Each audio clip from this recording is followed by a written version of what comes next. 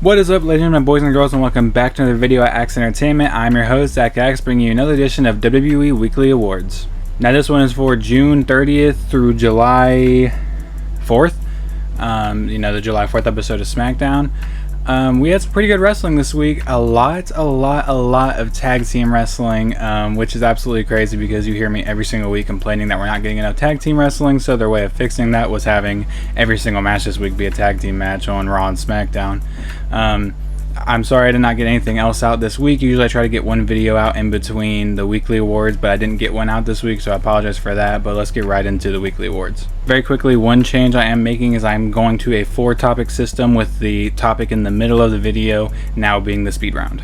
And because we had so much good tag team wrestling, I'm going to go ahead and begin with Team of the Week, the award that just last week I was contemplating getting rid of. I said that honestly, at this point, this award is useless. Nobody in WWE is flourishing as a tag team, and they had a bunch of tag teams with real tag teams, with temporary tag teams.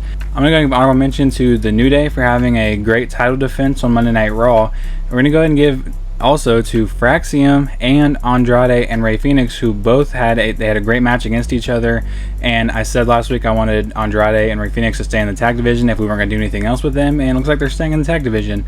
But at the end of the day, I did kind of make a rule in one of the first weekly awards where I said if you win a championship, you're kind of almost guaranteed to be the weekly award, and that's what Team of the Week's going to be. The Judgment Day won the tag team championship. I guess technically Roxanne also won the tag team championship, but that's a little different. They beat the New Day in a actually very good match. Like, Raw's been having terrible matches, terrible tag team matches for a while now. Not necessarily terrible, just like terrible booking, terrible story, and just decent matches. Well, this was a very good match. I don't know if giving the Judgment Day the championships was kind of the hard reset that we were all hoping for, but it's a glimmer of hope in a dead division, so I'm completely okay with this. Like I said, a lot of good tag team wrestling on Raw, on SmackDown, not so much on NXT, but there was some tag team wrestling on NXT. So there's tag team wrestling everywhere now that, last week we had no tag team matches. This week we had really no singles matches, so this award's definitely going to go to the Judgment Day for picking up the tag team championships, and now they're draped in the IC title, the tag team titles, and the women's tag team titles, which I think is good, because I love when a group holds all the gold and then we get a chance to see the group first of all flourish with all that gold, and then go into the whole losing the titles to all these different people. And I think this would be a good reset for the division. Give it to the Judgment Day, let the other teams kind of flourish, and maybe even bring somebody or a couple of teams from SmackDown over to Raw because they need it. First topic I want to talk about is kind of a simple one, and that is El Grande Americano. We saw, of course, Chad Gable was injured. They wrote him off TV with the Penta sacrifice. And now it looks like we're going to continue the El Grande Americano character, but it looks to be Ludwig Kaiser. 100% Ludwig Kaiser behind that mask. And it's not that, it's a little weird because, yeah, they're about the same physique, but when it comes to the height, they are very different heights. Chad Gable is considerably shorter than Ludwig Kaiser.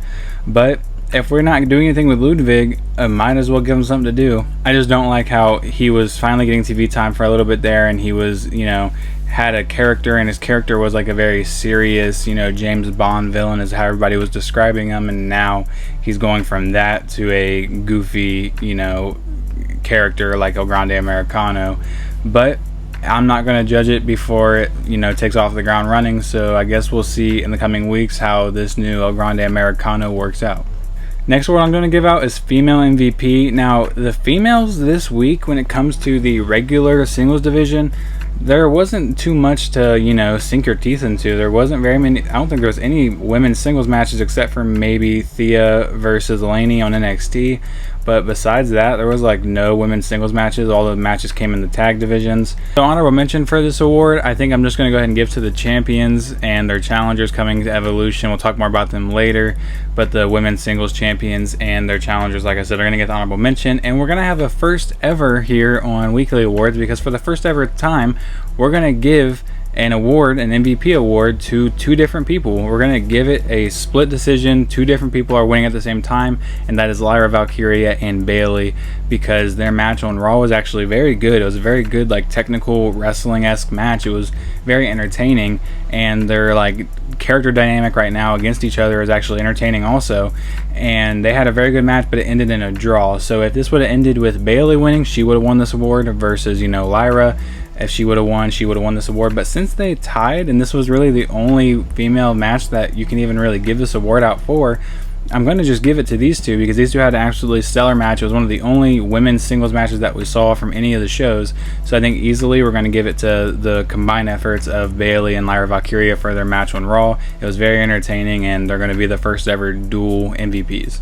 Next topic I want to talk about real quick is the tag teams. Now, the tag teams, like I said, we were talking about a little bit earlier, they had a ton of different representation on Raw, SmackDown, and NXT. So we're just going to go through a couple of the tag team things that happened. We had Solo Sikoa and JC Mateo taking on Jimmy Uso and Jacob Fatu. Now, this storyline is just getting up and running, and I don't like that we're having Jimmy Uso in here right now. And it seems like this is just a battle. Besides like Solo and Jacob, it's a battle of people that can only do stuff in the bloodline. But they put on a decent match for the main event of SmackDown. We had the Wyatt Six taking on one member of each of the four biggest teams on Friday Night SmackDown. And what's funny is I actually predicted the four that were going to be in that match when they said one from each team. I guessed the four correctly because I just went off of who the best wrestler of the teams were, and I guessed them correctly. You know, Gargano, Montez, Berto, and Chris Sabin. Wyatt Six picks up a win in that match, though. That match was okay. It was actually more entertaining than most of the Wyatt Six stuff has been, and I think it was a little weird separating the teams and having them all go against the Wyatt Six, but now the Wyatt Six has another shot at the tag team titles, and if that match ends in DQ, I'm done. I'm just straight up done with the Wyatt Six.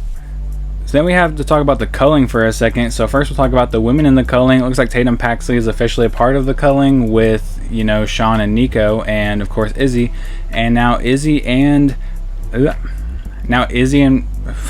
Tatum have picked up a win on the tag division over Zarya and Sol Ruka.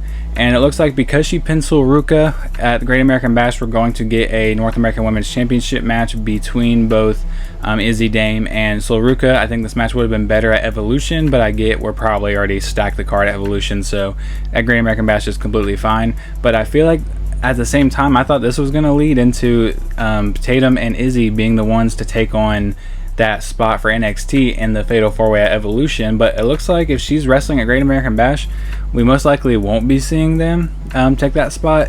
And if Sol Ruka's there too, I don't see who else it could be. You know, maybe it could be Fatal Influence besides JC Jane, the other two, but we're seeing Fallon Henley wrestling at Great American Bash too, so I really don't know who the NXT team is going to be come Evolution for the Fatal 4-Way. Maybe it'll be a surprise. Maybe Jakara Jackson's going to come back and be with Lash. I don't know. But then the other two members, Nico and Sean, are getting a title match for being backstage, which is pretty damn it. Which is pretty hilarious because the NXT Tag Team Champions once again were backstage, Hank and Tank, doing nothing. I've complained about this for 4 or 5 weeks straight because they're just constantly backstage, but next week, finally, they're going to get a match, and they're going to be taking on Sean and Nico, which I think right here, honestly, just give Sean and Nico the titles, because if this is how we're going to treat Hank and Tank, and they're just always going to be backstage, just give the titles to somebody else. Give it to Sean and give it to Nico. I'll be completely okay with that. At least they're getting to wrestle. Hank and Tank are pretty entertaining, but they can't be entertaining when they're constantly backstage. And for the 4th week in a row, they're backstage. And why is the culling also getting a title opportunity just for being the ones that attacked Hank and Tank potentially? Pretty weird. I think it's going to end up being Dark State in the end because they were doing something somewhere, you know, just talking backstage, which is another thing that I feel like we're kind of wasting on NXT. But yeah, culling versus Hank and Tank next week. So my money's on the culling. Let's hope the culling can just take these titles away and actually do something with them.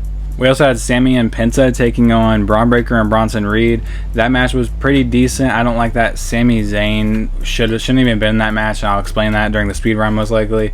But that match was okay. And then Bliss and Flair won quite literally the worst tag team match of all time. That match was terrible. There was no good parts of that match. Bliss was trying to hard carry that match and she did it somewhat. Michin looked awful even though she's usually good. B-Fab looked terrible. The Secret Harvest couldn't, carry the match at all. And then Bliss and Flair, sealed a win to be the ones at Evolution. We'll talk more about that in a second, but that match was absolutely terrible. That was the worst tag team match we saw this week. Getting into the next award, we're going to go ahead and give out Promo of the Week. Now, Promo of the Week, there wasn't very many promos to be had this week. We had the family on NXT. That wasn't a great promo, not a terrible promo. But I'm going to give honorable mention to Gunther, because Gunther is coming out being confident, and I like that. That's how we need to book Gunther in the second World Heavyweight Championship reign. He needs to be confident, not coming out and running scared or being a coward. But I'm going to give the award to a guy that if he hadn't been out for so long, he would have probably got this award a lot of times recently, and that is Drew McIntyre. Drew McIntyre is one of the best talkers on the mic, and I know he was kind of in a feud battle, and sometimes I give the battle overall the award, but Randy and Cody didn't do anything to deserve this award. Drew's the entertaining one, coming out, making fun of them, saying that, you know, you hang up, no you hang up, no you hang up, getting in the ring, calling Cody Super Cody, just making a ton of different jokes while also getting his point across. And it already one night back, and Drew McIntyre is going to be challenging Randy Orton at Saturday night's main event, and that's pretty interesting. Can't wait to see that. But I thought Drew's parts were a lot funnier. They made me laugh. And then also overall, he just had a better delivery than the other two men. And the other two men the whole time were just talking about, you know, the basic stuff. Randy's like, go beat John. And Cody's like, I'll beat John for you. And then Drew comes out and tells them to stop kissing each other's ass. So Drew definitely was the winner of this award. It is now time for the third topic, which is, of course, the speed round. Now, we have a couple things to talk about here. First of all, Damian Priest will be taking on Aleister Black most likely here soon. Looks like they're kind of entering a feud after this whole R-Truth and Aleister Black thing subsides. And am I tripping, or wasn't R-Truth supposed to wrestle Aleister Black this week? Am I tripping? Maybe it's next week. I don't know. But I feel like this match is going to be great when it finally does happen. Tavion Heights has another chance to get out of the NQCC. If you remember last week, I said how stupid it was that Javon Evans was even trying to win that match in the first place against Tavion Heights. Now Tavion Heights gets to wrestle Charlie Dempsey, and if you ask me, I think Tavion Heights should lose. I don't think he's ready to be on his own. I think Charlie Dempsey should win this match, and Tavion should have to stay in the NQCC. Ricky Saints is going to be taking on the Vanity Project next week in a gauntlet match, a Vanity Project gauntlet match, which is pretty funny. Ricky Saints should easily dispatch these three losers. We're getting more Karrion Kross on TV now, not on commercial break. He was backstage beating up Sami Zayn, and I think that should have took Sami Zayn out of the main event and put somebody else in it instead of Sami Zayn, as opposed to Sami Zayn getting beat up with a freaking metal pipe and then coming right back out to wrestle anyways. But hey, if we're going to continue the Karrion Kross Sami Zayn feud, that's completely okay with me, because I think Karrion Kross needs to get his win back against Sami. Joe Hendry fought Wes Lee on NXT, which is honestly one of my dream matches if you were asking me like a year ago, because Wes Lee for the longest time was my favorite NXT wrestler, and Joe Hendry is my favorite TNA wrestler, and they wrestled. It wasn't a great match, wasn't a terrible match. I was just excited to see those two facing each other. Miles Bourne picked up a big win over Lexis King, which is good because it looks like we're continuing his singles push after getting out of the NQCC, and he won with a zigzag move that we all hated that Dolph Ziggler used as a finisher, and now he's using it as a finisher also. Better than a dropkick, I guess. Then also in NXT, Luca made his decision on who he was standing with, whether it was Tony or Stax. He punched Tony in the face. It looked like it was going to be Stax. Then he punched Stax in the face and said, well, actually, I'm with myself. So Luca Crucifino is going out on his own. I don't think Luca Crucifino really has the character to be out on his own. I think he should have just stayed with one or the other. But we're breaking up the family, and the family's all by themselves now, except for Stax. He still has everybody. And when is Adriana Rizzo coming back so we can figure out where she's going to go?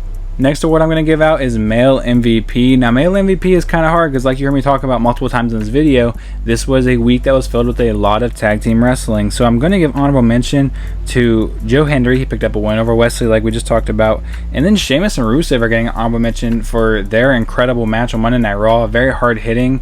I think if it was a little bit faster, it would have been match of the week, which you guys don't even know if it is or not because I haven't given that award yet. Spoiler alert. But they're getting honorable mention, and I'm going to give, I think for the first time ever, an NXT guy male MVP. Actually, no, I think Ethan Page won this, so backtrack. But anyways, I'm giving it to Yoshiki Inamura for picking up a huge win over Jasper Troy. Now, I know Jasper Troy is not an established main eventer. He's not a big dog, but a win over Jasper Troy already feels like a big deal because they made this LFG guy seem like a big deal going immediately after Obafemi.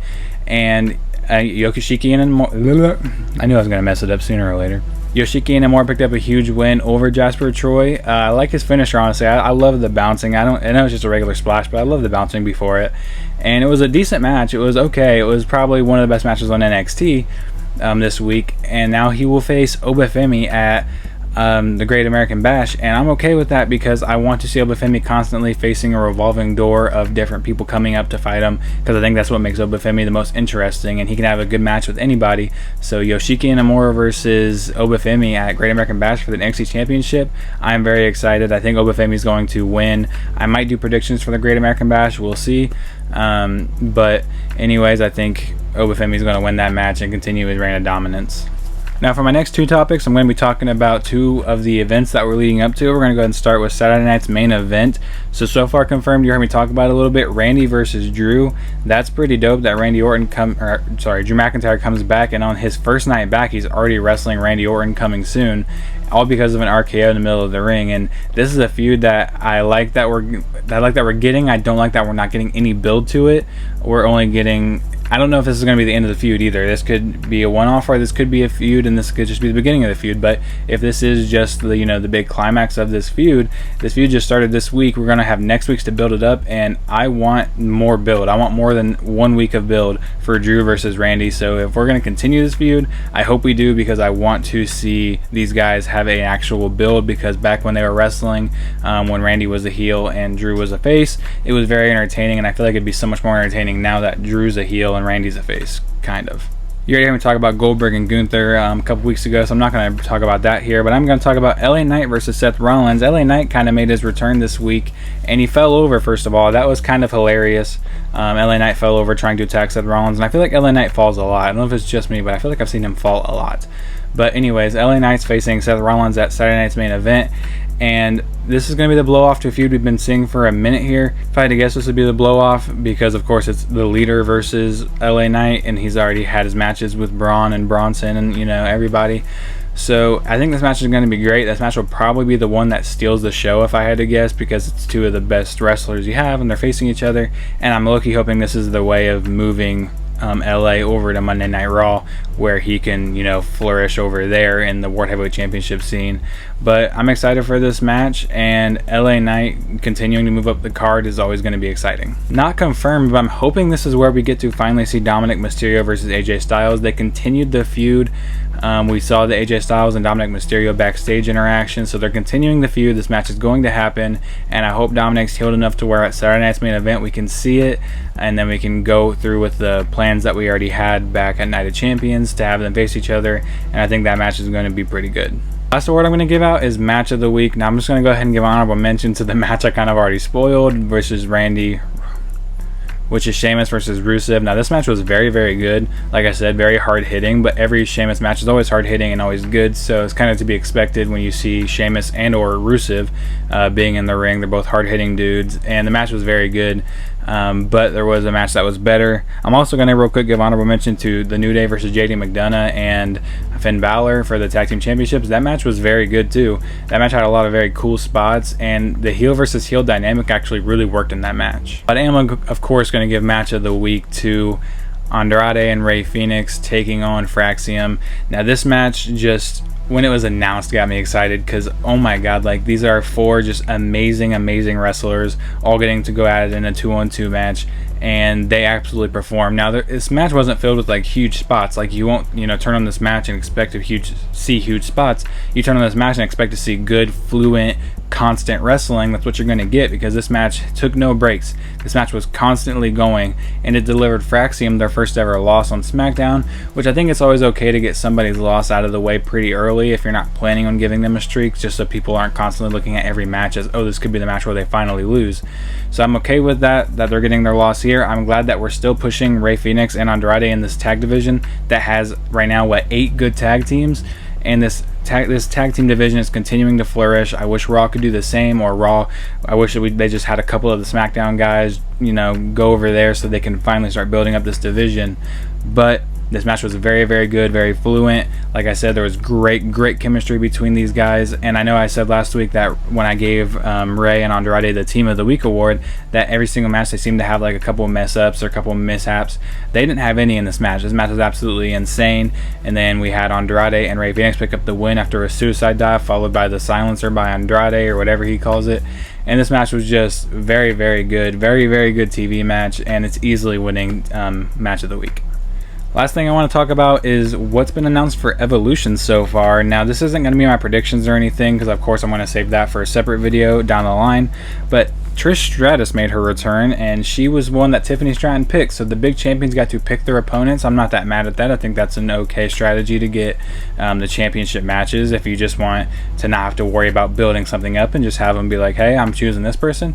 It is kind of weird that Trish gets to jump in front of everybody on the Smackdown roster and just get a shot, but hey, we need the legend power. It looks like Nikki Bella might not even have a match at Evolution anymore, so we needed that, you know, old school star power to come back, and it looks like we're getting it in Trish versus Tiffy.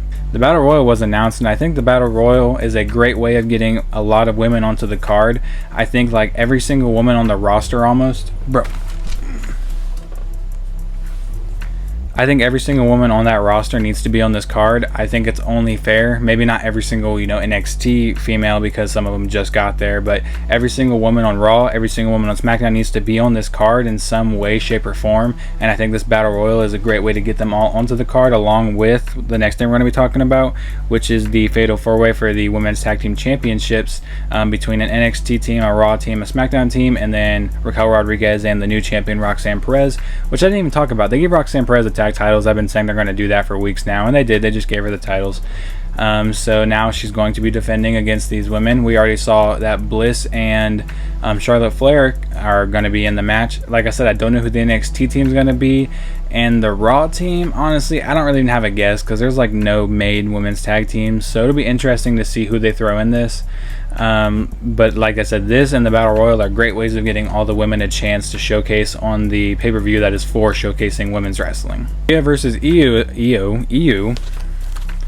Rhea versus Io Sky is going to be happening again, and I'm okay with this. Honestly, a lot of people are mad about it, that Rhea's just getting another shot, but I'm okay with this because Rhea versus Io is finally getting Io a match. She has not had a championship match since, I believe, WrestleMania, and she's finally getting an opportunity to wrestle. And if you want her to have a great performance, put her against the best wrestler you have available Monday Night Raw. As much as I'd love to see Stephanie Vauquer in this spot, I think she will get her shot sooner or later, most likely. I could honestly see her winning the Battle Royal. I'm not going to say anything about that yet, like I said, because that's for the predictions video, but I could see that happening in the future. Right now, Rhea versus Io is a great way to get two big stars against each other and bring eyes to this pay-per-view. We have Naomi taking on Jade Cargill. I think it's going to be a no-holds-barred match if I saw it correctly, because it's like their last time meeting. And I think this is a great way of getting not only the Queen of the Ring onto the card, but the Women's Money in the Bank. Two people that are next in line for a title shot are going to be facing each other, which is honestly a great way, like I said, of getting them both on the card. And they had a great match at WrestleMania, so we're just going to be continuing this feud that's already seen, you know, great TV time. Had great TV time. And the last match I could see being announced after this week is going to be Lyra and Bayley versus Becky, or Lyra, Bayley, and Becky in a triple threat for the women's IC title. Hasn't been announced yet, but I could very well see it happening after that draw that happened in the #1 contender match. So I could see this being the match going into Evolution. I don't think they've announced it yet. If they did, I didn't see it, but I could very well see this being the match. Julia right now doesn't have a match for Evolution. I think we need to get her a match ASAP, no matter if it's, you know, just Zelina Vega again, Chelsea Green, whoever it is. Julia needs to be on this card, especially if you want to make the Women's US Championship matter as much as the Women's IC Championship does already matter. Anyways, that's all I got for you guys. I feel like I rambled a lot in this video, so I feel like this video is going to be longer than normal. Like I said, I apologize. I didn't get another video out this week, but there will be more videos coming out next week, because next week we have Saturday night's main event, we have NXT Great American Bash, and we have Evolution. Oh my god. I'm going to try to release predictions for most of them. I don't know if I'm going to get to every single one of them, but definitely Evolution's getting predictions. Saturday Night Main Event might not get predictions, and I don't know about Great American Bash. They will all most likely get reactions on the channel after they happen, so look out for those. I don't know if I'm going to do them separate or together, but I'm rambling again. This is an outro. Leave a like, leave a comment, subscribe, ring the bell if you want to be notified whenever I drop a video like this one, and I'll see you guys in the next one. Peace. I had real tough love, I'm bad at this, and I'm bad for this. Narcissistic tendencies, I don't care about no one else. Narcissistic tendencies, I'm low, so set me on the shelf. Few people ever have my back, yeah, there ain't no doubt about that. Trish Stratus came back, and Trish Stratus, I think... Tiffany got to pick who she's facing at Evolution, and we're going to see her facing Trish Stratus, which I think Trish Stratus is... Ow! I dropped that on my foot.